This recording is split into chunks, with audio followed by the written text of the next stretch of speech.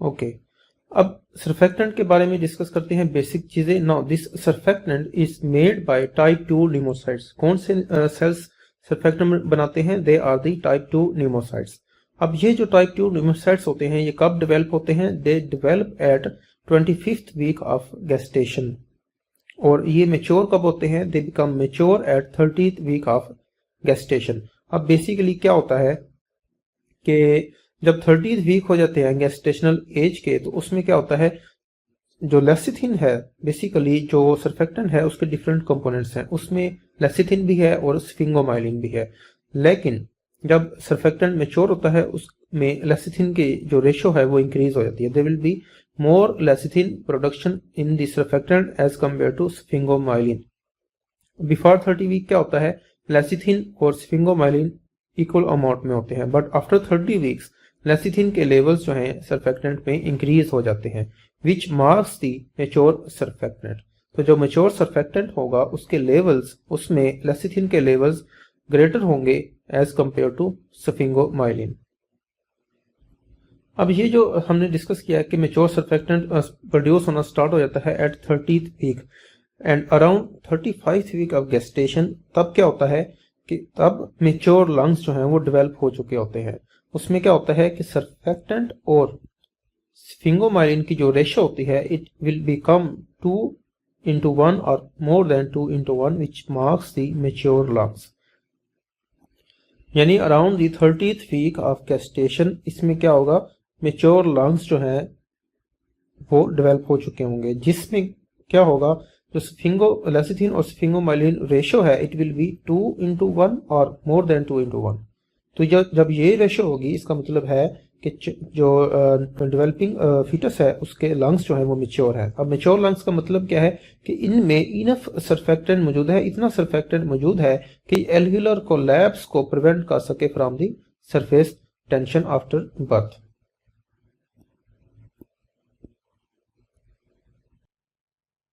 सो dear students, हमने NRDS को discuss किया है कि इसमें जो एनआरडीएस कंडीशन डेवलप होती है ये क्यों डेवलप होती है? Because of decrease surfactant level. अब बेसिकली क्या होता है कि एल्व्यूलाई की जो सरफेस है, जैसा कि हमने पहले भी डिस्कस किया है कि एल्व्यूलाई की सरफेस पे वाटर मॉलिक्यूल्स की अट्रैक्टिव फोर्सेस की वजह से, एक टेंशन डेवलप होती है, एक फोर्स डेवलप होती है। वो फोर्स, उस टेंशन को हम सरफेस टेंशन कहते हैं। अब अगर इसको कम ना किया जाए तो ये क्या करेगी, यही एल्व्यूलाई को कोलैप्स करेगी, it will result in alveolar collapse. तो इसको प्रिवेंट करने के लिए एक मॉलिक्यूल प्रोड्यूस होता है surfactant by the alveolar cells, और ये सेल्स हैं हमारे पास टाइप 2 न्यूमोसाइट्स।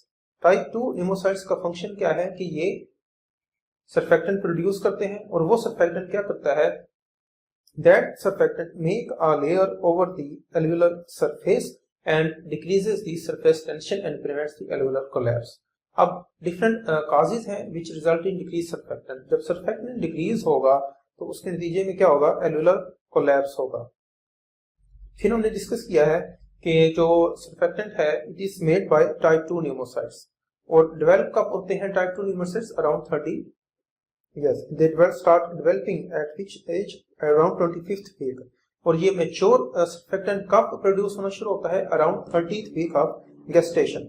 फिर हमने डिस्कस किया है कि किस गेस्टेशनल स्टेज पे लंग्स जो है फुली मेच्योर होंगे। At 35th week of gestation lungs जो है वो फुली मेच्योर होंगे, जिसका मतलब क्या है कि उसमें इनफ मेच्योर सर्फेक्टेंट होगा कि वो एल्व्यूलर कोलैप्स को प्रिवेंट कर सके।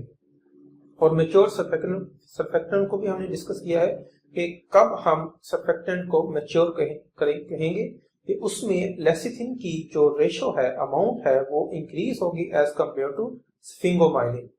जब लेसिथिन और स्फिंगोमाइलिन की रेशो विल बिकम 2 और 2:1 और मोर देन 2:1, तो उस लेवल पे हम कहेंगे कि मेच्योर सर्फेक्टेंट है और लंग्स जो है मेच्योर है, which can prevent the alveolar collapse after birth. Bronchitis, chronic bronchitis एक इम्पोर्टेंट और हाई यील्ड टॉपिक है फॉर योर एग्जाम। तो मेजर रिस्क फैक्टर कौन सा है, फिर हम इसकी पैथोजेनेसिस को डिस्कस करेंगे कि कंडीशन कैसे डेवलप होती है। उसमें हम डिफरेंट जो कैरेक्टरिस्टिक फीचर्स डेवलप होते हैं क्रोनिक ब्रोंकाइटिस के, उनको डिस्कस करेंगे, उनका मैकेनिज्म क्या है उसको हम समझने की कोशिश करते हैं कि रीड इंडेक्स बेसिकली है क्या। इस डायग्राम पे हम फोकस करें तो यहाँ पे हम अप्रिशिएट कर सकते हैं डिफरेंट स्ट्रक्चर को। यहाँ पे हमारे पास नॉर्मल ब्रोंकियल वॉल है। एंफीसीमा में क्या होगा कि इसमें इरिवर्सिबल एयरवेज की इनलार्जमेंट होगी, इरिवर्सिबल या परमानेंट एयरवे इनलार्जमेंट होगी। क्यों होगी? Because of damage and destruction of the elastic fibres and cartilage. Basically fibres हैं, ये बेसिकली क्या करते हैं, they prevent the excessive expansion as well as excessive collapse of the airways or alveoli during inspiration and expiration। अगर हम इस diagram पे focus करें तो इसमें हम अप्रिशिएट कर सकते हैं कि जो होल एसिनस है, ये हमारे पास होल एसिनस है, ये टोटली डायलेट हो चुकी है, तो इसलिए इसको पैन एसिनल एम्फाइसीमा कहते हैं और इसमें लोब जो है ना के वो अफेक्ट होते हैं।